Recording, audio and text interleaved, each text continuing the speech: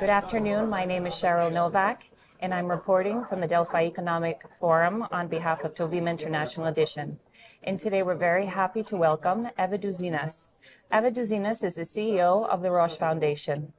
Eva, welcome to the Delphi Economic Forum, and thank you for taking time to speak with us. Thank you so much for having me. Eva, even though you're from the United States, you have emerged as one of the strongest voices and opponents to the Greek fish farming industry.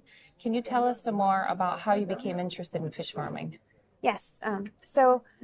My family's from the island of Poros, which is how I first learned about the plan, which is a really extreme plan to expand industrial fish farming by 24 times in area and approximately 4 times in production. On Poros, it would have taken 25% of the coastline. So at the time, I really had the opportunity to focus with the foundation on trying to understand what we learned and what we could learn about what does this actually mean. At the time, I had the impression that it was a sustainable industry because of the narrative that's been promoted over about 30 years that fish farming is a solution to overfishing. But what we really saw is that there's a huge stark reality between what's promoted by the industry and government bodies versus what the lived experience is and what's really the reality behind the production model. And because this gap was just so large and we really saw it being under-focused and there not being enough truly independent research, almost all research is industry funded. And even if it's funded by government bodies, it's to the same researchers that are being funded by the industry. So we felt that we could contribute to this dialogue, and also there's a very widespread grassroots movement across Greece. The island of Poros has been fighting for about 15 years. The community of Xyromyl for over 20 years.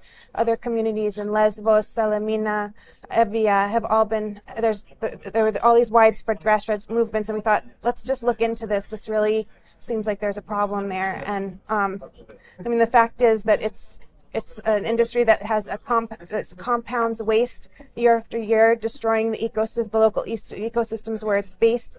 It depends on an extractive model where it takes more wild fish from the seas to feed a smaller quantity of farmed fish, and the waste remains in the areas where the fish is farmed. So let's move back a little bit more, backtrack to as you started telling about your story. I've heard you speak about it, and you've mentioned that you feel that there's a lack of transparency in the process when it comes to the public consultation element. Can you tell us more about what you saw in Poros and what you've seen happening in other regions?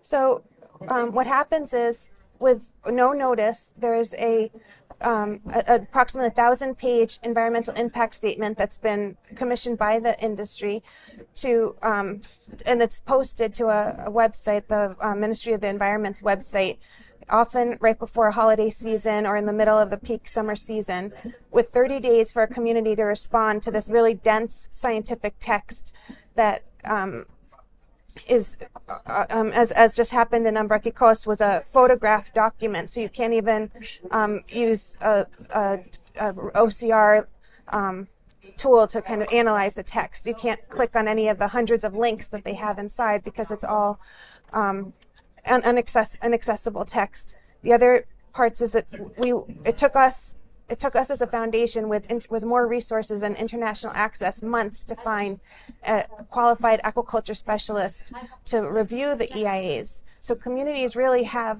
no chance in the world to understand what they're reading and to reply in a knowledgeable way. And what our analysis showed, and we've analyzed 15 EIAs across Greece, and between 70 and 90% of data of standardly included environmental impact data is excluded from the reports. In only 1/3 of the reports we found, they used a predictive model to show what kind of damage would happen if these expansions would take place.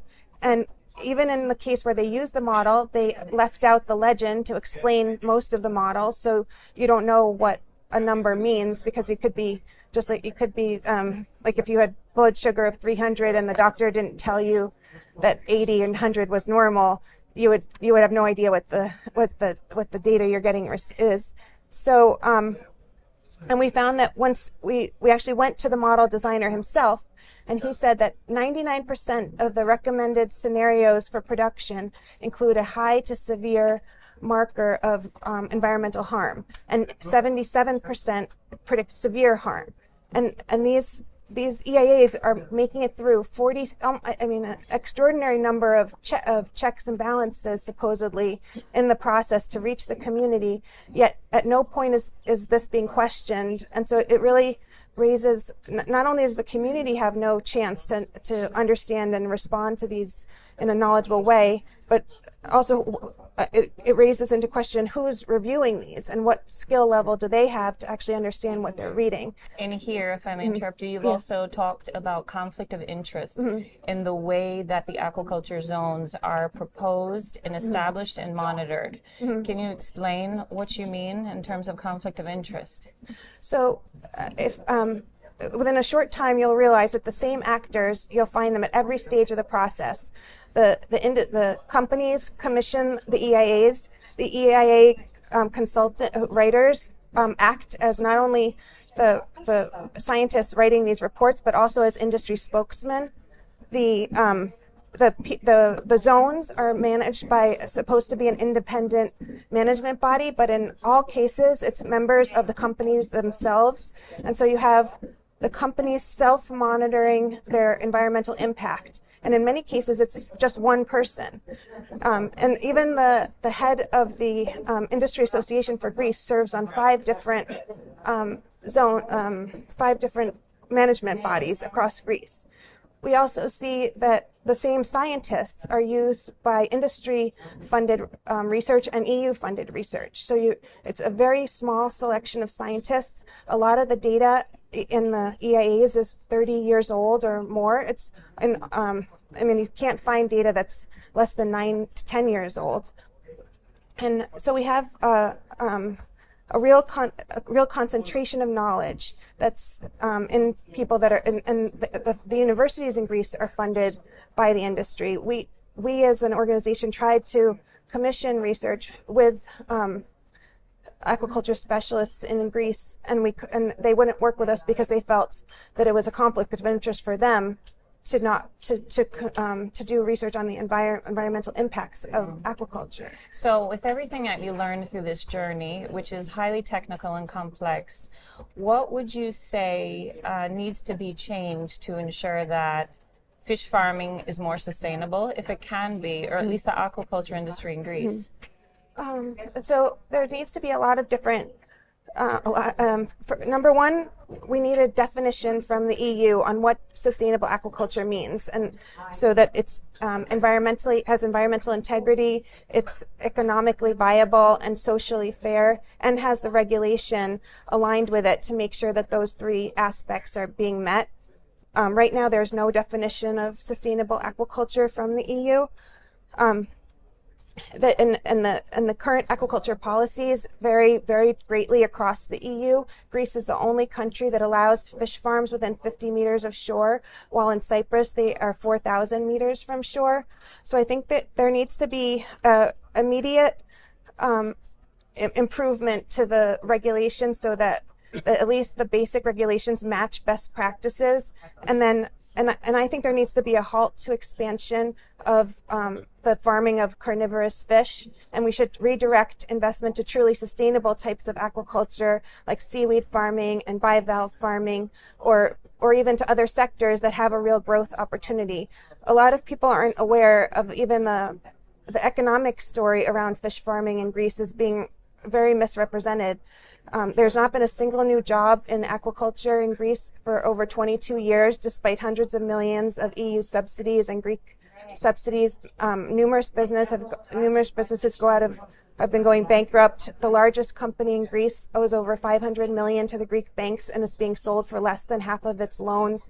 So we're talking about an industry that absorbs tremendous amount of public funds, hasn't created a new job in over 22 years, and takes public resources and instead of feeding them into more sustainable industries or into restoration or into growth industries for Greece that could help bring young people back to the country. It's redirecting it into an industry that has not created a single new job and will result in massive environmental harm to what is really the identity of Greece, the clean blue waters, and I think a key part of our culture, and just an activity that really just doesn't make sense in the end if you really look at the facts. So if I can summarize your position, you're pro different forms of aquaculture, but not for open pen fish farming as it's being done in Greece right now.